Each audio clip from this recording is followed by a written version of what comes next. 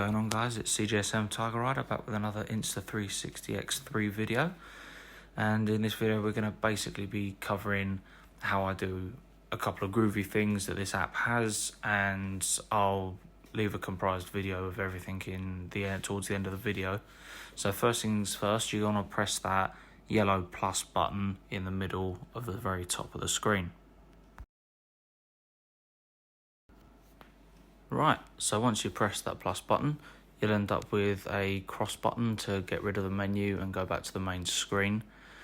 And as covered in my last video, you've got the movement viewfinder and the deep track, which we did go into depth on in the previous video. This one, you're going to click on movement, and it's going to give you a lot of options. I think about 20 options.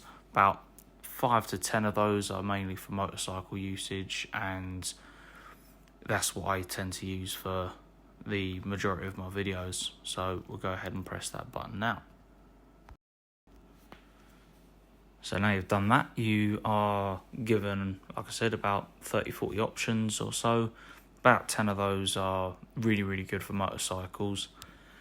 So a couple of the ones I've got here, we've got flip right, and what that does is it flips the camera around to the right and then pans all the way around to the rear or the front, depending on which way the camera's facing. You've got roll, obviously flip left as well, but it's the same but the other way around. You've got roll, where the camera flips it all the way around to facing to the rear or all the way back to the front. And it's just a funky transition in your videos. Same as spin, and push pull's quite good. So for me, it looks like it's kind of a warp, so it's almost like the camera zooms right in and then spins it around and faces the other way, so it looks like you're actually going a lot faster than you are. Now, they're really good, and I'm going to demonstrate in the video to follow what it is that they actually do.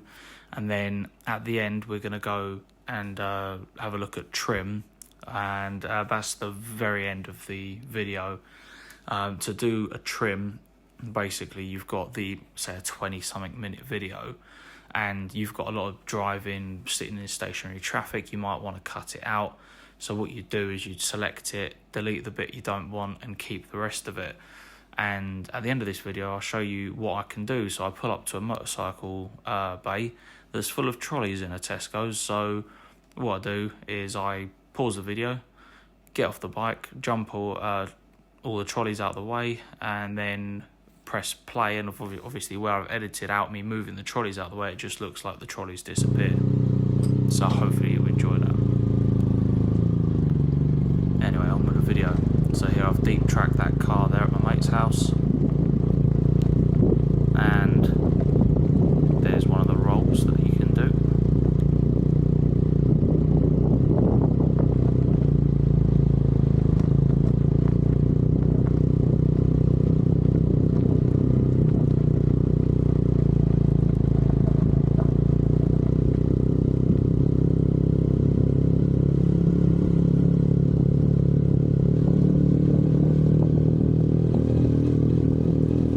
So what I've done here to kind of keep my mate's privacy and all that is, as we go around this corner here, go down the road a little bit, but there's lots of lanes, nothing happens, nothing to see, so we cut straight to here, just deleted out that about 2 and 3 miles of driving. So we go around this roundabout and I try a couple of other things. That's another deep track which I showed in the previous video, where I've clocked onto the car with the headlights facing me, and then I do a transition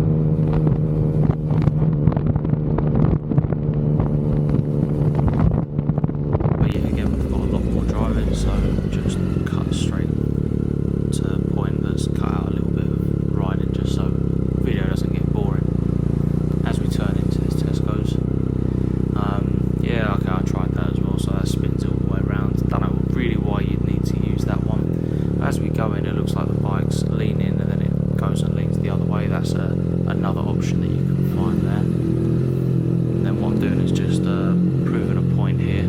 So I did it so I could talk a little bit longer on this video. I think I should just drive around the car park, but where I want to park ideally